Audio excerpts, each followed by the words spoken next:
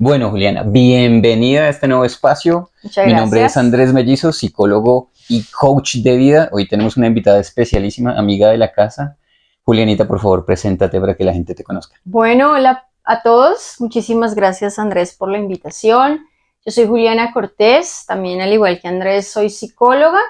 Me dedico a la psicoterapia, la práctica privada con adultos, personas adultas, y mi enfoque es junguiano. Actualmente soy analista junguiana en formación y llevo alrededor de unos 14 años en la investigación profunda de la psicología analítica, que se conoce más comúnmente como psicología junguiana. De lo que va a suceder hoy, que claramente vamos a estar como haciendo cortes para que sea un poco más digerible para la gente que lo vea, los 5, 6 o 10 mil personas que vean esta saga de videos.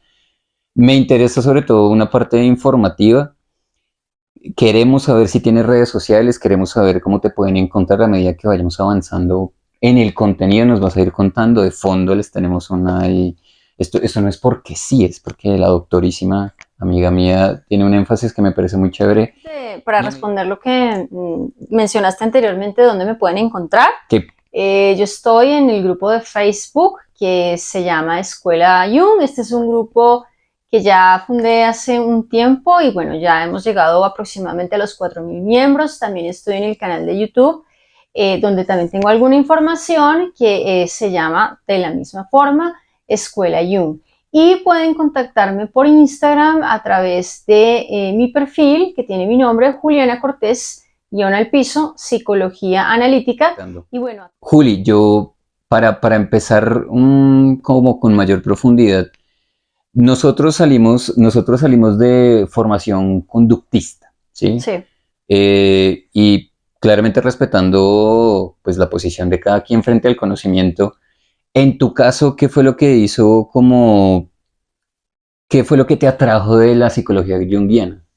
Bueno, mira, yo creo que, no, a ver, yo no tengo muy claro, ya no recuerdo porque fue hace tantos años cómo fue que llegué. Yo creo que fue por esta palabra de arquetipo que me mencionó algún profesor, y que me llamó muchísimo la atención sin tener la más mínima idea de que es un arquetipo, ¿no? Y el arquetipo, pues, es un concepto que viene de Jung y de la psicología analítica, pero esencialmente lo que te puedo contar es que al salir de la universidad con este enfoque tan conductista, perdón, ya se me olvidó, Condu sí, cognitivo-conductual. sí, Lo que sí. pasa es que llevo un poquito, un tiempo alejada Bastante, más de dos décadas sí, sin... claro, que no le quito los méritos, pues porque creo que tiene un gran valor. Se quedaba como incompleto. Entonces, hay algo que en este momento cuando te escuchaba me quisiera que, como yo quiero entenderlo, y es, ¿hay alguna diferencia entre el término psicoanálisis y psicología analítica? O Bueno, sea, mira, lo que pasa es que el psicoanálisis y la psicología analítica son catalogadas psicologías profundas, ambas. ¿Y qué significa psicología profunda? Que abarca los contenidos del inconsciente. No todas las psicologías abarcan los contenidos del inconsciente. Por ejemplo, lo cognitivo-conductual, que ahorita casi no lo puedo decir, sí. por algo será, quién sabe qué acto fallido representa esto, pero el caso es que este tipo de psicologías no aborda los contenidos inconscientes, mientras que las psicologías profundas sí. Entonces, digamos que para separar el psicoanálisis de la teoría junguiana, se crea la terminología de psicología analítica. Al inicio, Jung había denominado a su corriente o a su teoría la psicología de los complejos o teoría de los complejos, pero pues más adelante termina con el nombre de psicología analítica. Hay quienes actualmente hablan de psicoanálisis junguiano. Yo entiendo que esto se da, a veces no uso mucho este término porque pues considero es una opinión muy personal que se puede como mezclar un poco lo uno con lo otro y hay diferencias estructurales que son importantes, pero sí a veces puedes encontrar en un texto que hablen de psicoanálisis junguiano. Yo prefiero decir psicología analítica y psicoanálisis refiriéndome a lo freudiano. Bueno, y para mí también es más fácil. Entonces, eso. Entonces, psicoanálisis, Freud.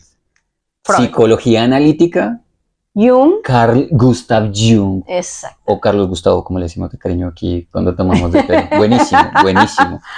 En ese sentido, ¿qué aspectos son muy marcados entre la diferencia de los estudios y búsquedas de Freud versus los de Jung? Bueno, mira, hay un pedazo que es muy, muy importante, que es la postura de lo freudiano es un poco más causal y se va a remitir a los complejos muchas veces y al pasado y a estos complejos paternos y maternos como vías para explicar los por qué de lo que nos pasa, ¿sí? De dónde provienen los traumas. Sí, que usualmente es como a veces uno lo toma en chiste diciendo, no, daddy issues o mommy issues, y es todo es su papá, todo es su mamá, o todo es sexo y bla, bla, bla. Bueno, algo así. No quisiera que se me entienda como una intención de demeritar el trabajo de Freud, porque de todas maneras Freud pues fue otro genio grande y ese pedazo es importante. Lo que yo considero es que Jung le pone el otro pedazo El y ese otro pedazo es la apreciación finalista. Entonces, esencialmente Jung te ubica en los para qués. Freud trabaja más los por qué de lo que sucede y Jung, bueno, ya que sucedió, entonces, ¿para qué? Okay. ¿Cuál es la finalidad y qué es lo que busca la psique realizar a través de esa experiencia que estás teniendo? Es decir, pues te parafraseo porque me quiero entenderlo bien y es, según te entiendo entonces, yo, Andrés Mellizo, puedo utilizar la psicología freudiana para entender la raíz, el nacimiento, como el ¿por qué me pasó esto? ¿De dónde surge esto? Y si ya me voy a lo junguiano, es esto te pasó para esto. ¿Cuál es la función que esto tiene? Como en algo trascendental o que le da sentido. ¿Qué es lo primero que tú aprendes en este diplomado que tomaste? ¿En qué años lo tomaste? Uy, imagínate, eso fue ya hace un tiempito, más o menos como para el año 2010, 2011. Sí. Y lo primero, pues, son los conceptos. Yo sí considero que es importante, si uno quiere aprender de psicología analítica, pues revisar los conceptos pertenecientes a la psicología junguiana. Ajá. Entender qué es el ánima, qué es el animus, qué es un complejo, qué es un arquetipo, qué es la sombra, qué es el sí mismo, porque si estos conceptos de pronto no están lo suficientemente claros, entonces se puede prestar para algo de confusión. Entonces este primer diplomado recuerdo que estuvo muy enfocado como en esa parte de los fundamentos, que propaganda en el canal de YouTube está un curso gratuito para que lo aprovechen si quieren comprender un poco con más profundidad toda la base conceptual de la psicología junguiana.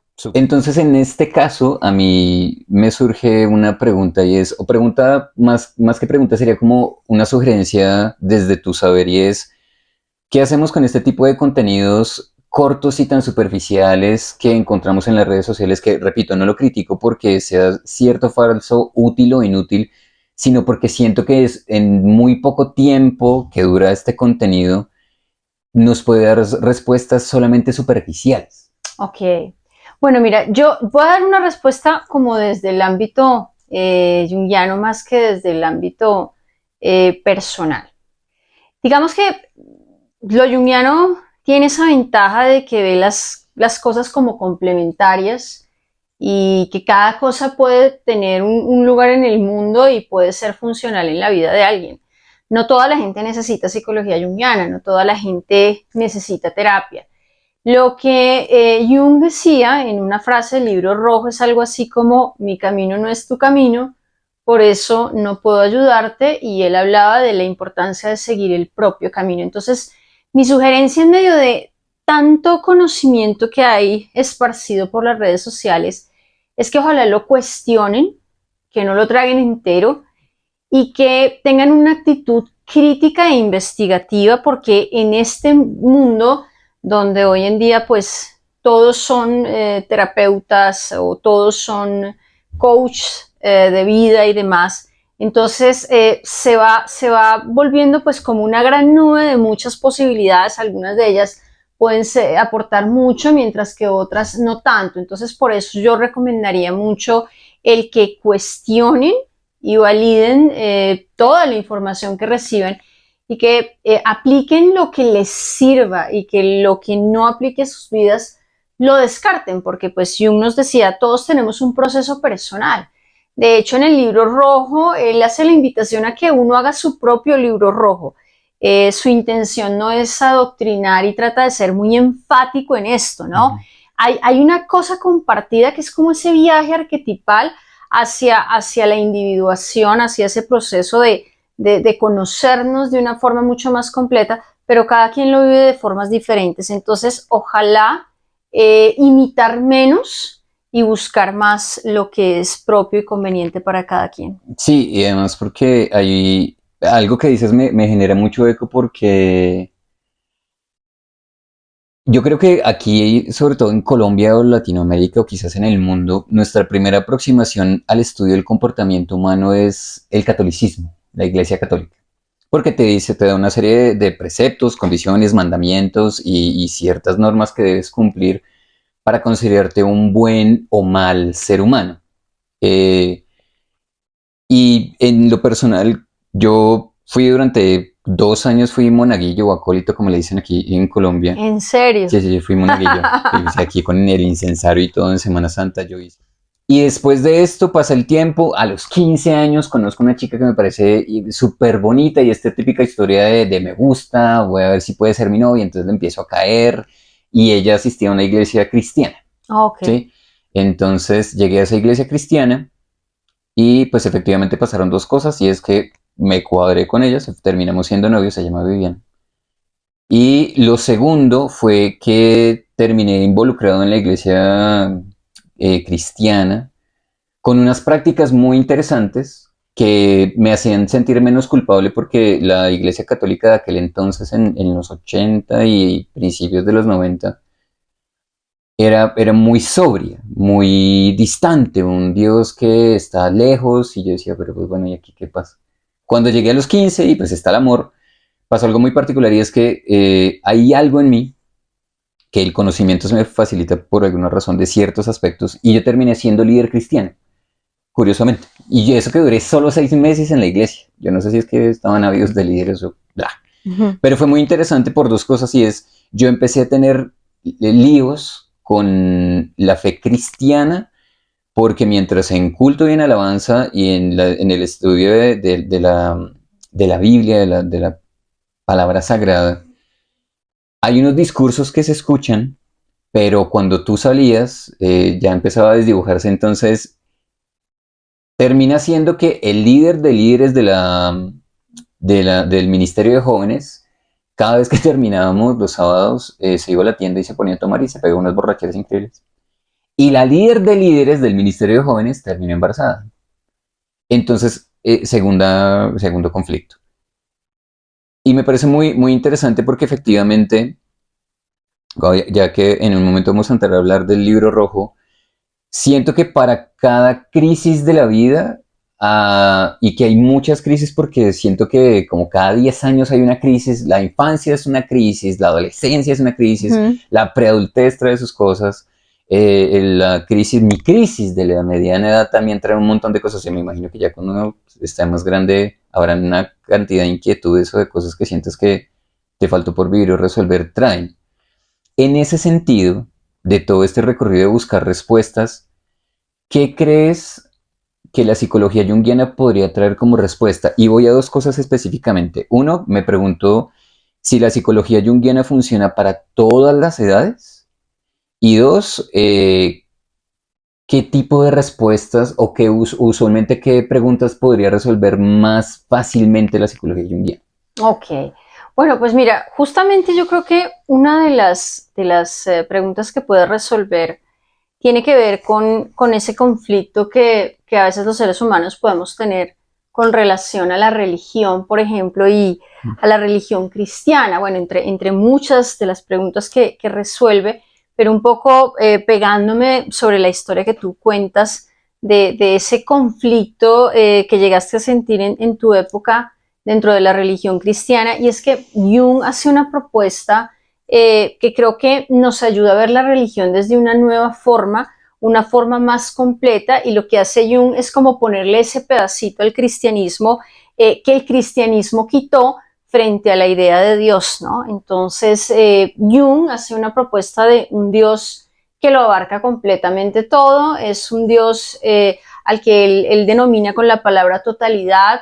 A veces la vamos a encontrar como self, o la vamos a encontrar escrita como el sí mismo, y tiene que ver como con lo que lo abarca todo, ¿no? El cristianismo, para Jung, tiene un pedazo un poco negacionista en donde exime o quita a Dios este pedazo negativo y lo pone en otra figura, en una segunda figura, la cual denomina Lucifer. Sin embargo, Jung hace una propuesta distinta, hace ciertas críticas al cristianismo, y entonces nos propone una forma mucho más completa de ver a Dios, que está mucho más pegada a los hechos objetivos de la vida, ¿no? Entonces creo que ese es un gran aporte que hace la psicología de Jung. Yo te diría que la psicología junguiana te ayuda a comprender todas las etapas de la vida, por supuesto. Sin embargo, es una opinión muy personal. Yo creo que la terapia analítica junguiana es más como para la adultez. Puede ser la adultez en la etapa más joven, porque de cierta forma el entrar hacia los contenidos de lo inconsciente yo creo que requiere un tiempo, ¿no? Considero muy prematuro apresurar a un jovencito de 16 o 15 años a que empiece a indagar en los contenidos de lo inconsciente, porque ese es un momento de la vida que está más para vivirlo hacia afuera que hacia adentro, ¿no? Entonces, la vida tiene cierto proceso arquetipal en donde, bueno, a veces tenemos que salir hacia la vida del exterior, y ya un poco cuando estamos más grandecitos irnos hacia la vida interior. Mi opinión es que la terapia analítica junguiana es más aplicable para el momento de la adultez, por lo menos que tengas unos 18 años. Yo creo que para todo hay una etapa y un momento, y creo que entrar hacia el mundo de lo inconsciente requiere de cierta edad. No creo que sea necesario apresurar a un niño o un adolescente, porque puede ser muy confrontativo y puede no estar preparado para. Sí, además, no, como que si es la infancia o la adolescencia o los primeros años de adultez, no sé, 25, 28, 30 años, uno está dedicado a vivir rico y a comerse el mundo, como se dice a veces, es pasarla bien, tu primer trabajo, gastar la plata, pues realmente es como diría yo, como acumular errores que te llevan después a esta especie de introspección. Y porque creo que alguna vez lo conversábamos, porque usualmente este mundo, no sé si la estructura o el sistema o la vida como tal, los primeros años te empieza, la búsqueda es hacia afuera, ¿no? Entonces... Generalmente. Sí, entonces, y sobre todo como que a nivel occidental, ¿sí? Porque te dicen, a un niño nunca se le pregunta si quiere entrar al colegio, sino que te meten al colegio. Estando en el colegio te dicen, con la primaria no es suficiente, ya tienes que estar en el bachillerato, y en el bachillerato te empiezan a proyectar como hacia el futuro esto de quién vas a ser, y para mí es la versión de mis sueños nunca realmente fueron mis sueños, sino es una imposición de tengo que estudiar algo, y si tengo que estudiar algo no puede ser técnico, sino que tiene que ser profesional, y si lo haces técnico después lo profesionalizas, porque hay una posición hacia afuera. ¿Sí? Sí. Y conozco muy poca gente que realmente, no sé, aquí en Occidente o en Europa, quien realmente viva su sueño, ¿sí? Porque de niño no conozco a nadie que diga, no, yo quiero ser psicoterapeuta junguiano, por decir cualquier cosa. Sí, sí, lejos de eso, sí, yo creo que en ese punto tienes tú todas las razones. Es por eso un poco que Jung habla tanto de la individuación. La individuación es ese punto, pero eso no es para la niñez, ni para la adolescencia, ni para los primeros años de la vida, de diferenciarte. Entonces viví mucho para cumplir con los objetivos de la sociedad. Ahora llega un punto en el que me empiezo a diferenciar y entiendo lo que es para mí, lo que no es para mí, lo que me une con los demás, pero también lo que me separa, e ir buscando ese camino que realmente es el mío, no es el tuyo, sino es particularmente el mío. Y me hace recordar con eso, hablando ahorita, uniéndolo con esto de los contenidos light, que hay una cuenta que yo sigo en Instagram, que también está en TikTok. Ella habla mucho del window shopping o de ir a vitrinear espiritualidad, ¿sí? Entonces como la moda, hace algún tiempo estuvo muy de moda yoga, entonces el yoga te da una respuesta, entonces cuando te cantabas del yoga ibas a tomar ayahuasca o ibas a... Y no quiero poner más ejemplos porque no quiero que se sienta como que me esté burlando de, sino que realmente en este afán de buscar respuestas afuera, nunca le damos la profundidad a...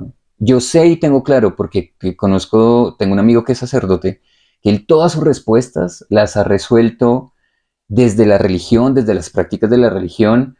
Conozco personas que incluso sin tener religión han profundizado tanto en un tipo de conocimiento, sea la meditación o incluso la psicología junguiana, que siento que a veces en el afán de querer que lo de afuera me resuelva, nunca me lo he preguntado hacia adentro. Ujú. Y según te entiendo, que por eso era mi pregunta acerca de la psicología junguiana en la adolescencia, por decir cualquier cosa, sé que yo me siento muy identificado porque efectivamente,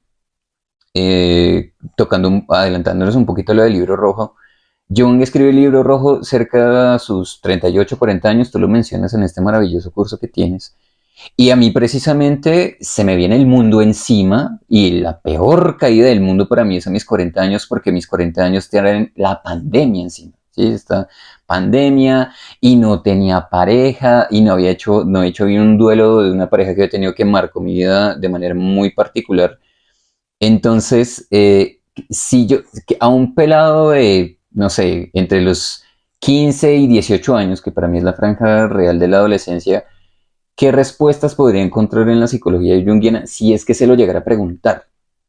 Bueno, mira, pues depende del momento en el que vaya llegando, ¿no? Y qué tan preparado esté. Pero yo creo que lo que es tranquilizador dentro de la psicología junguiana es algo así como un no estás solo. Esto ya ha pasado antes, en otras épocas, en otras vidas, en otros cuerpos. Y eso de cierta forma nos genera una tranquilidad con la vida en términos de es un proceso, es parte de la configuración arquetipal de la vida, del destino, por decirlo de alguna forma, y es parte de lo normal. Hoy en día a veces nos educan mucho en estas culturas excesivamente positivistas que son anti-tristeza, anti-depresión, anti-problemas, anti-bajas de nota, anti-desmotivación. Y yo creo que lo que hace Jung con las personas es enviarles este mensaje de hey, no te escapes del otro pedazo de la vida en donde hay más oscuridad, porque pues de cualquier forma, solo a través de las grietas es a través de donde entra la luz, es decir, solo a través de esos pedazos donde a veces nos rompemos es la posibilidad para que la luz entre. Entonces la psicología junguiana tiene algo que yo encontré siempre muy bonito y es que te enseña a ver la vida como es, versus esa fantasía que hoy este espíritu del tiempo, que ya vamos a hablar de él, nos va mostrando y nos quiere hacer creer, ¿no? Y que nos aleja muchas veces de nuestra propia naturaleza. Jung nos hace reconectarnos con nuestra naturaleza y nos hace entender que el sufrimiento es normal, es parte de la vida y es la vía a través de la cual uno crece y uno se desarrolla. Entonces, lo paradójico es que cuando uno acepta la vida como es, sufre menos. Lo que realmente nos hace sufrir es que la vida no sea como quisiéramos que fuese, que es perfecta. Cuando vemos que el sufrimiento es normal, es un pedacito normal de nuestra existencia, lo normalizamos y entonces eso simultáneamente nos va trayendo mucha más tranquilidad. Entonces, Jung nos habla de verdades muy objetivas, creo yo, y eso tranquiliza. Creo que tiene un factor tranquilizador. Es duro y entrar al mundo de lo inconsciente, sí, es confrontativo, sí, pero luego de eso viene una recompensa. y es que uno siente mucho más alivio con la vida. Doy fe de eso claramente porque ya ha pasado. Fíjate que me hiciste recordar algo cuando estábamos hablando de lo católico, que pues comentabas, ahorita nos cuentas un poquito más acerca de Jung, de cómo llega un poquito a Jung, cómo se convierte en Jung, ¿sí? Porque no Jung panadero, por decir cualquier cosa, o sea, Ajá. cómo el camino va llevándolo a él a través de sus decisiones también, a que se convierta en este ícono de la psicología. Y yo en el curso que tú pues afortunadamente tienes para público abierto, hay una frase o concepto que a mí me encanta mucho porque es súper respetuosa y es psicológicamente hablando. Y esa frase psicológicamente hablando me parece muy sana, sobre todo porque a pesar del nivel de fanatismo o de creencia que tengas hacia cierta religión, que siento que Jung es muy de lo católico cristiano, eh, la posición es, estoy tomando estas bases que están acá y le estoy dando un significado fuera de la religión porque no me quiero meter con sus creencias, sino me estoy apoyando en esto para explicar una serie de, no sé, fenómenos, ¿se puede utilizar la Ajá. palabra? Fenómenos psíquicos, sí, por supuesto, porque Jung toma los elementos de la religión más como simbólicos. Entonces, por ejemplo, la figura de Cristo como Salvador, y él hace esta reflexión de la importancia de integrar esa figura en nosotros mismos. Hay algunos autores jungianos que hablan de este arquetipo crístico y es esa tendencia de nosotros los seres humanos a hacer nuestro propio viaje, cargar con nuestra propia cruz, ser sacrificados para que luego de esto resurja una nueva cosa. Entonces, lo que hace Jung, y yo creo que es de una forma muy bonita y respetuosa, es tomar las figuras del cristianismo como elementos que representan algo dentro de lo psíquico. Y desde ese lugar, entonces, por ejemplo, él invita no tanto a la espera de que el Jesucristo que se encuentra fuera nos salve, sino que activemos, por decirlo de alguna forma, o hagamos consciente esa energía del arquetipo crístico que teníamos en nuestra configuración psíquica para que nosotros mismos nos encarguemos de nuestra propia salvación. Es Ujú. como un ejemplo muy sencillo de cómo maneja Jung este tema de la religión. Sí, sí, además porque en esto cuando lo veía en el curso me hace recordar mucho, espero no equivocarme, de la posición budista de muchas cosas, preceptos que tiene el budismo y es, el budismo lo primero que hace es matar la esperanza, porque una vez tú matas la esperanza te das cuenta que tú eres el único encargado de hacer que las cosas en tu vida sucedan independientemente del proyecto y de los resultados. Otra cosa que dices que me parece maravillosa es que la vida no es ni buena ni mala, sino que siento que a veces somos muy mimados o caprichosos en querer que las cosas salgan como queremos, que eso no significa que sean útiles para Ajá. nosotros, ¿sí? Quiero que me expliques algo y es, yo recuerdo que en la universidad nos dijeron algo, pero sí fue así repasadita porque pues obviamente éramos, en aquel entonces éramos conductuales, pero el inconsciente está dividido en partes, que es hay una cosa que es el subconsciente es diferente del inconsciente, ¿qué Ujú. es esto? Porque me parece en mi cabeza es un salpicón que me gustaría como ya aclarar qué es Ok, cosa. bueno, lo subconsciente.